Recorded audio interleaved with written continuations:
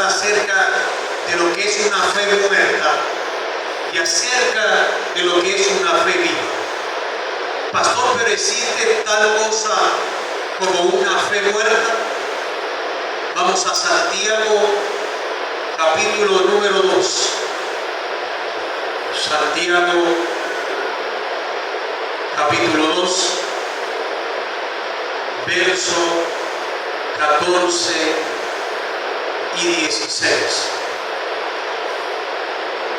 Dice: hermanos míos, ¿de qué aprovechará si alguno dice que tiene fe y no tiene obras? ¿Podrá la fe salvarle? Si un hermano o una hermana están desnudos y tienen necesidad del mantenimiento de cada día, y alguno de vosotros les dice: id en paz, calentados y saciados, pero no les dais las cosas que son necesarias para el cuerpo, ¿de qué aprovechan? Dice que la fe sin obra es muerta. Es decir, que la falta de obras es una evidencia que no tenemos una fe genuina. La fe genuina debe ponerse en práctica. La fe debe tener evidencias palpables. La fe genuina te impulsa a moverte y ser un hacedor de obras por la fe. La fe genuina debe ser probada y debe mantenerse viva durante las pruebas. Entonces la fe se demuestra por las obras. Si usted dice tener fe para tener una casa, usted tiene que alcanzar por la fe esa casa. Y cuando usted alcanza esa casa, esa obra dice que su fe fue genuina. Miren, por 10 ocasiones en la Biblia aparece el tema de la fe relacionado o unida a las obras, dándonos esto a demostrar que el éxito está en conjugar o en unir la fe con las obras. Las obras nunca van a tomar el lugar de la fe, pero las obras son el resultado o la evidencia de que existe una fe genuina. La fe debe ser expresada no solamente por palabras. Pastor, yo tengo fe. No, también debe ser demostrada a través de los hechos. Pastor, tengo fe y por la fe he alcanzado esto. Pastor, tengo fe y por la fe pude conseguir esto. Pastor, tengo fe y por la fe he recibido esto del Señor. Entonces la fe y las obras siempre tienen que ir juntas de las manos. Se decreta la fe sin obras de una manera triple. Número 1, la fe sin obras no aprovecha para nada. Número 2, la fe sin obras no salva. Y número 3, la fe sin obras es una fe muerta. Es decir, una fe inservible y una fe incapaz de salvar. Y si es una fe insensible, o si es una fe inservible e incapaz de salvar, quiere decir que no genera vida, quiere decir que esa fe está muerta. Notemos lo que dice Santiago, capítulo número 2. Santiago, capítulo 2, verso 19. Dice: ¿tú crees que Dios es uno? Bien haces. También los demonios creen y tiemblan. Entonces, ¿los demonios tienen fe? Ellos saben y creen que Dios existe, pero la creencia de ellos en Dios genera en ellos temor. Ellos tiemblan porque ellos saben que van a ser juzgados por su comportamiento.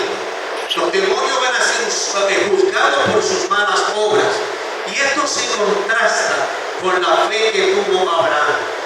Dice que la fe que tuvo Abraham, es decir, su creencia en Dios, generó una amistad con Dios. Tanto así que Dios lo llamó Mire, encontramos en la palabra tres maneras en las que la fe y las obras operan juntas. Número uno, la fe actúa juntamente con las obras. No podemos separar la fe de las obras. La fe debe ser vista. La fe debe ser manifestada. Número dos, la fe es perfeccionada por las obras. Conforme usted por la fe vaya adquiriendo las cosas que necesita, esas cosas que necesita son obras que van a promover que su fe cada día sea perfeccionada y se madure. Amén. Número tres, la fe debe ser demostrada a través de obras, y esas obras traen justificación. Dice la palabra que Dios le pidió a Abraham el único hijo que tenía. Imagínense, el único que él tenía, aquel hijo anhelado que por tantos años ellos estaban esperando. Y una vez que Dios le da ese único hijo, Dios le pide a Abraham que sacrifique ese hijo. Y dice la palabra que Abraham fue justificado por la fe.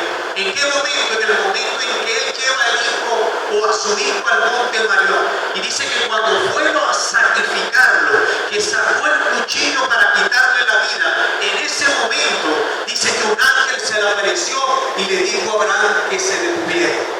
Detente. Dios sabe que tienes fe. Amén. Entonces en ese momento en que Abraham creyó que Dios podía resucitar a su hijo después de la muerte, en ese momento Abraham fue justificado. Cuando usted confiesa por la fe que Jesucristo es el Señor, y usted tiene fe que la sangre que Él derramó perdonó todos sus pecados, perdonó todas sus rebeliones, en ese momento en que usted tiene fe, usted es justificado por esa obra, por ese acto de tener fe en Jesús. Amén. Ahora, Santiago dice en el capítulo número 2, verso 26, Santiago 2:26 dice: porque como el cuerpo sin espíritu está muerto, así también la fe sin obras está muerta. Fíjense cómo dice: porque así como el cuerpo sin espíritu está muerto, así también la fe sin obras está muerta. Entonces sí existe una fe muerta. ¿De qué vale a alguien decir que es cristiano si no lo demuestra a través de las obras? Por ejemplo, yo no puedo decir que soy un cristiano, pero no hablo de Cristo. Entonces, ¿cómo puedo ser creyente si no hablo del Señor a quien yo supuestamente digo que creo? Yo no puedo decir que soy cristiano y no me congrego. Hebreos 10:25, ¿qué dice? Que no nos dejemos de congregar. ¿Bien? Yo no puedo decir que soy cristiano si no estudio la palabra. Dice San Juan 5:39 que cada día yo debo escudriñar la palabra. Pero si no lo hago, ¿cómo digo entonces que soy cristiano? No puedo decir que soy cristiano si no ayuno, si no oro y si no diezmo. ¿Por qué? Porque son principios, son mandamientos de Dios establecidos en esta palabra. Y todo aquel que dice ser creyente debe caminar sobre esos principios. Entonces la persona que dice ser cristiana, pero no se nota, usted no puede ver un cambio en su mente, un cambio en su corazón, un cambio en su comportamiento, un cambio en su lengua, en su manera de hablar, quiere decir que ese que dice ser creyente se mueve en una fe muerta. Pastor, ¿pero por qué? Porque no hay obras que digan lo contrario. La fe genuina salva, la fe genuina cambia, la fe genuina transforma y se demuestra a través de lo que usted y yo hacemos y de cómo vivimos. La persona que dice ser cristiana, pero vive en desobediencia a Cristo y lo hace de manera voluntaria, tiene una fe falsa, tiene una fe muerta porque no es salvo.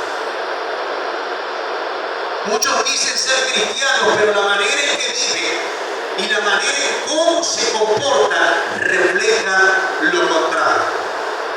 Jesús lo dijo de esta manera: por sus frutos los conoceréis. Usted sabe si una persona es cristiana o no. Dice la palabra que el pueblo conocía quiénes eran los discípulos de Jesús. ¿Por qué conocían quiénes eran los discípulos de Jesús? Porque su manera de hablar dice que los delataba. Mire, cuando usted habla con una persona por sus palabras, usted sabe si es un creyente o no. Usted sabe si es un cristiano o si no es un cristiano. Amén. Ahora fíjese algo. Hay dos órganos vitales que mantienen al cuerpo del ser humano vivo. Esos dos órganos son el corazón y los pulmones. El corazón se encarga de bombear la sangre por todo el cuerpo. Y los pulmones llevan el oxígeno a esa sangre que circula por todo el cuerpo. Si uno de ellos, tanto el corazón como los pulmones, fallan, usted y yo morimos. Lo mismo sucede con la fe. Si usted y yo separamos las buenas obras de la fe falla